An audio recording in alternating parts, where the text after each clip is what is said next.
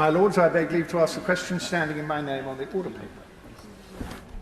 My Lords, the Government has acted decisively to tackle the issue, taking a proportionate approach informed by experts. The Office of Government Property, which is part of the Cabinet Office, wrote to all government property leaders in 2019 and again in September 2022, highlighting safety notices on RAAC and signposting Institute of Structural Engineers guidance on identification and remediation. It is the responsibility of individual organisations, such as departments, arm's-length bodies, or wider organisations such as NHS Trust, to manage their own buildings.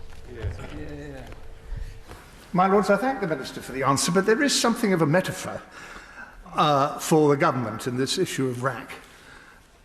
Time expired and liable to collapse with little or no notice. Is the Chancellor going to agree to spend whatever it takes to fix the problems in housing and in hospitals and in other public buildings? The Minister just mentioned the Cabinet Office review. What about the Ministry of Defence review, which I understood had to be completed by July, into its buildings? And how many hospitals are going to be partially closed as a result of work on RAAC, and will the Government list them in the way that it has done for schools? Does the Minister agree with the head of the National Audit Office that getting value for money depends on doing the, quote, unflashy but essential things like maintenance, in addition to, what you might call a sort of a sticking plaster approach which ends up costing more money?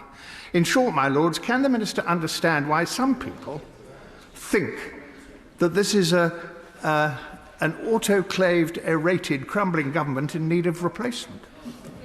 A huge array of questions more suitable for debate, but perhaps I could make clear that the Government has agreed to fund extensive RAAC mitigation works across the NHS and the education estate via capital funding allocations. We'll consider the approach to any RAAC funding in other public sector estates on a case-by-case basis. And in regards to the MOD, the programme of surveys is ongoing, given the size of the estate, and I know that my noble friend, the new Defence Secretary, takes this matter very, very seriously. Auditor General wrote yesterday in the Times that the problems are caused by underinvestment in the physical estate, the lack of a robust long-term programme for building maintenance and replacement, and suggests that needs now to be urgently addressed. Can the Minister assure us that the Government is now willing to develop such a long-term programme and to raise the level of investment in the public estate, or is it going to give in to the demands continuing from right-wing newspapers and their own backbenches to cut taxes first and not to put the money in? The Government is investing and will continue to invest in public sector buildings. I mean, take education. The Government has allocated $15 billion since 2015 to keeping schools safe and operational. And, in this area, professional advice has evolved over time. Successive governments since 1994 have managed the risk of RAAC and will continue to do so. And I've explained the central advice that's been given to help individual public sector bodies to manage their responsibilities in the way that all building and property owners need to do. My Lords, it's my understanding that 4 out of 5 schools have asbestos in them, as do many public buildings, including indeed this one. If the cement, or the concrete rather, which is as part of that building is now degrading, exposing the asbestos, at which point its disturbance makes it extremely dangerous, what are the Government plans to budget and implement a way to deal with both the asbestos and the cement, the concrete, at the same time? I mean, of course, there is, as the Noble Lord knows, there's a legal framework for managing asbestos through the Control of Asbestos Regulations 2012. And I would refer to the expert advice and the involvement of independent experts in buildings that has played a very important part in identifying RAAC in places like hospitals and managing that in a responsible way. My Lords, the test of good government isn't whether a crisis pops up on their watch they have to deal with, but it's actually how ministers respond. And there's two options. You can either roll up your sleeves and get on with it, or you can dither, delay, cut funding, blame others, whilst expecting to be thanked. My lords, as the scale of the schools problem emerges, and that the government actually cut building schools for the future funding, she said just now that they had government or cabinet office wrote to all government departments in 2019. Given that the letters went out in 2019, can she tell the House whether or not the government now has a grasp of the extent of the problem to which courts, hospitals and other buildings used by the public are affected by this? And if it has, given the letter went out in 2019, when that information will be published? Well, actually, we have rolled up our sleeves in this case, to quote the noble lady.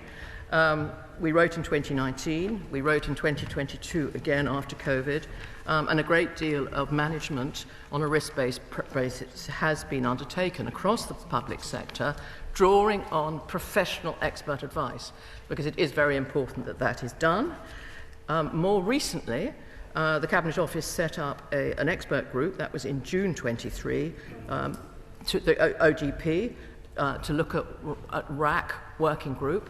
And of course, that has been meeting very frequently since the information that has been the subject of other questions and question sessions became available in schools in August.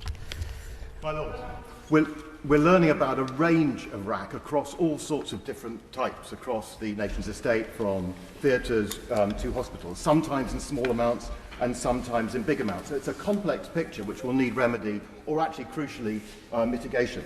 Does my noble friend agree that the approach government takes includes expert advice, as she's described briefly, from technical experts like the Institution of Structural Engineers? And if so, could you just say more?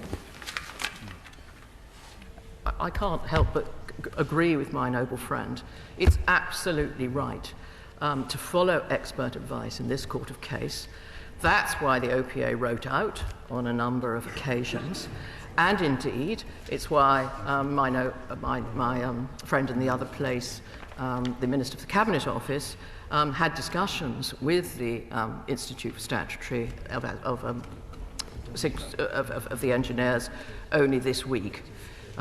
We are pursuing this, but we are ensuring that those who are responsible are putting in the effort and making the changes that are necessary, and we are giving central support, as I've explained, for example, in relation to education and health. There are many universities that are likely to suffer from this problem, and some universities, of course, also have hospital trusts associated with them.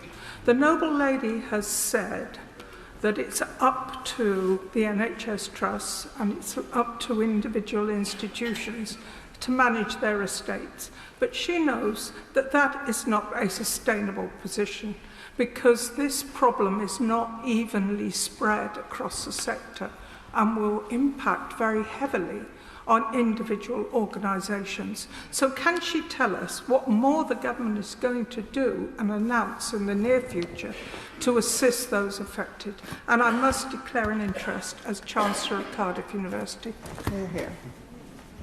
I'm grateful to hear from the noble lady about the situation in the university sector.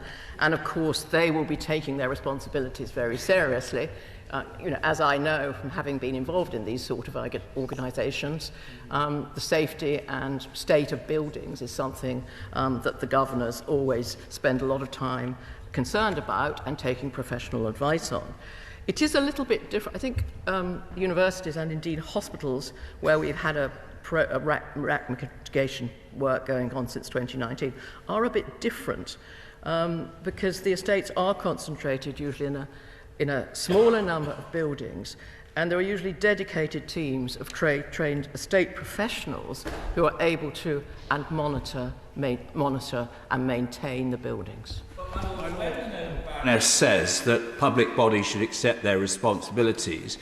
Is she not aware, of course she is, capital expenditure limits in the public sector are set by central government? Very often the specifications, building materials, are specified through government machinery and advice. And can she tell me why it is that after the survey of the NHS in relation to RAAC, the target to get rid of it is 2035, my lords. Why is it going to take another 12 years? I mean, one of the reasons for that is that some of the hospitals that we've identified RAAC actually need to have a full replacement. And they are going to be part of the Rebuilt Hospitals programme, which is due to mature by 2030.